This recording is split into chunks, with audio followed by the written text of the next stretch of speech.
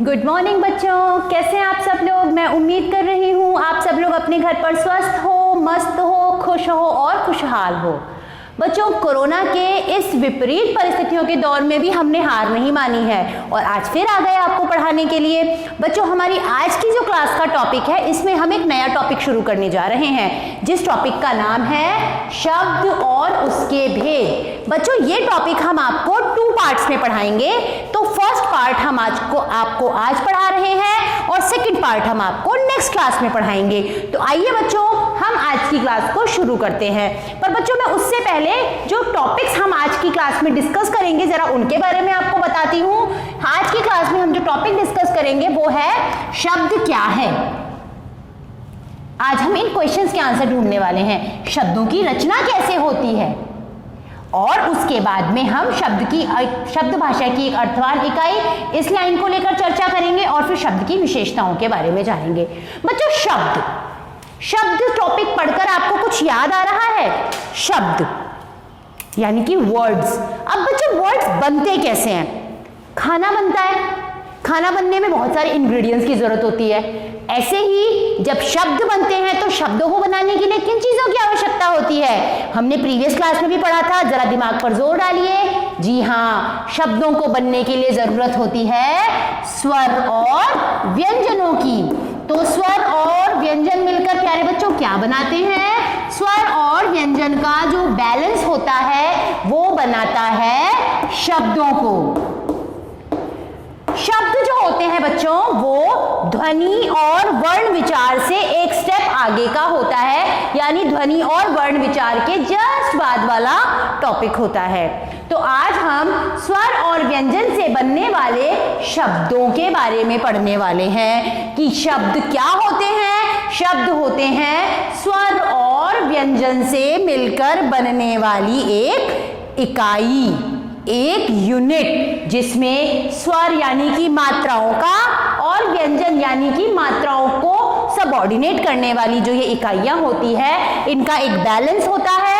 और उस बैलेंस से क्या बनते हैं बच्चों? उस बैलेंस से बनते हैं शब्द। बच्चे, शब्दों की जो रचना होती है वो कैसे होती है, जरा आइए देखें। ये एक शब्द लिखा है मैंने, कमल। और जब इस शब्द का मैंने शब्द विच्छेद यानी कि वर्ण विच्छेद किया तो देखिए, क हलंत अ, म हलंत अ, ल हलंत अ। जब हम इसको जोड़े तो क प्लस अ मिलकर क्या बना? क।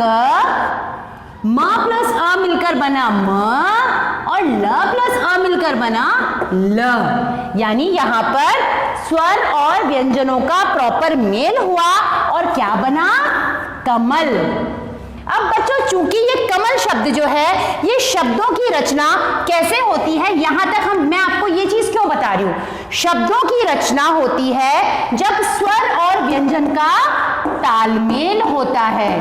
जब स्वर और व्यंजन एक फॉर्मेशन में, एक सीक्वेंस में, एक बैलेंस में आते हैं। अब जहां देखो बच्चों, कमल, इसका एक सार्थक अर्थ निकल रहा है कि हाँ भाई, क, म और ल मिलकर बनेगा कमल, और कमल का मतलब होता है एक फूल। यहां देखिए तो जरा, म प्लस अ, म, क, ल। जरा बताओ, म हलंत अ, क हलंत अ, ल हलंत अ मिलकर क्या बना? मकल। क्या मकल शब्द का कोई अर्थ निकलता है? ल हलंत अ, क हलंत अ और म हलंत अ, लकम। जरा बताओ बच्चों, लकम शब्द का कोई अर्थ निकलता है?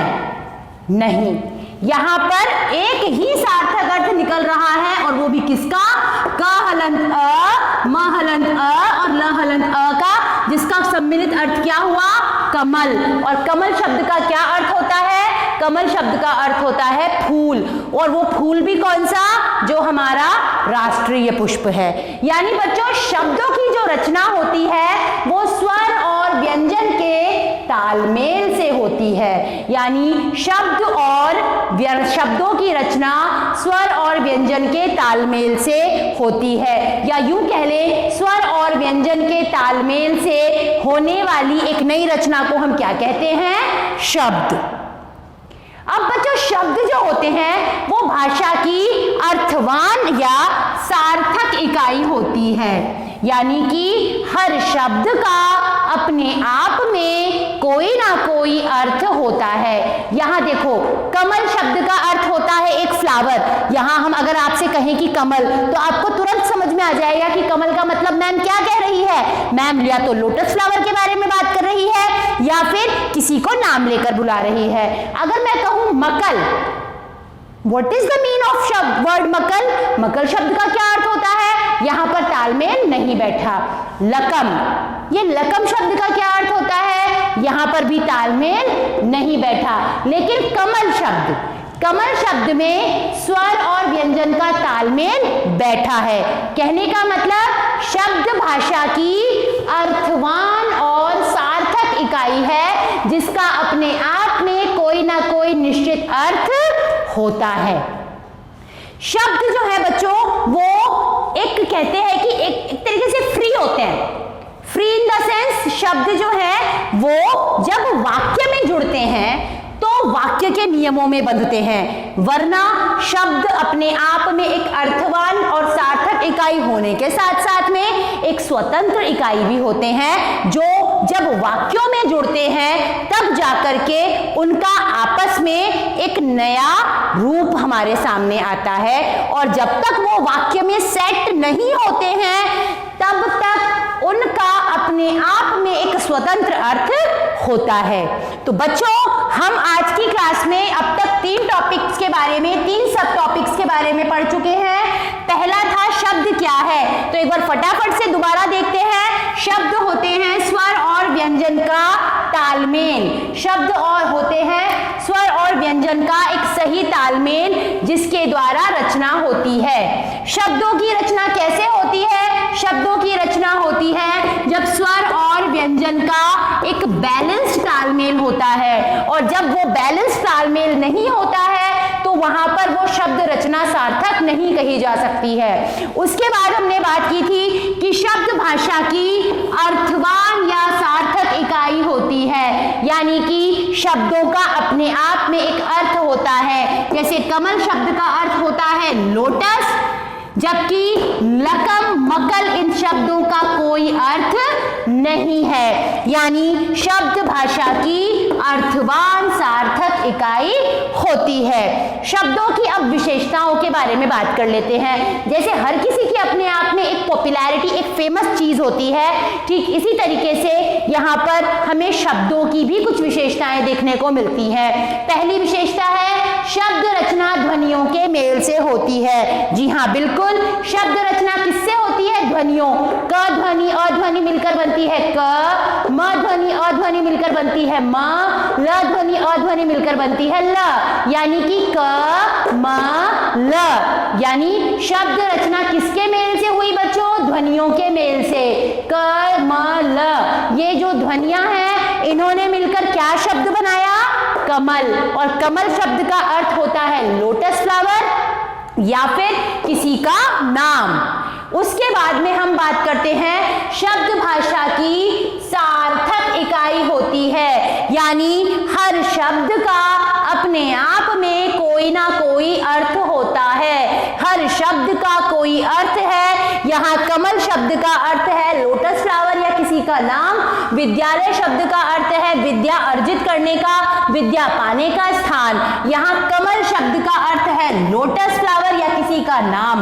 मकल और लकम शब्द का कोई अर्थ नहीं है। इसके बाद शब्द भाषा की एक स्वतंत्र इकाई होती है। शब्द भाषा की एक स्वतंत्र इकाई है। इसका मतलब जब तक शब्द वाक्य में सेट नहीं होता है, वाक्य में प्रवेश नहीं करता है, वाक्य में अपनी जगह नहीं बनाता है, तब तक शब्द भाषा की एक स्वतंत्र इकाई के रूप में माना जाता है। यानी कि शब्द जब तक फ्री है, जब तक वाक्य से अलग है, तब तक उसका अलग अर्थ है, और वाक्य में सेट होने के तुरंत बाद उसका अलग अर्थ हो जाता है। तो बच्चों इस टॉपिक में जो हमने आज की क्लास में जो ये टॉपिक डिस्कस किया, शब्द एवं उसके भाग, उसके भेद भाग 1, इसके अंतर्गत हमने कुछ विषयों पर चर्चा की। और वो विषय कौन कौन से थे मेरे प्यारे बच्चों?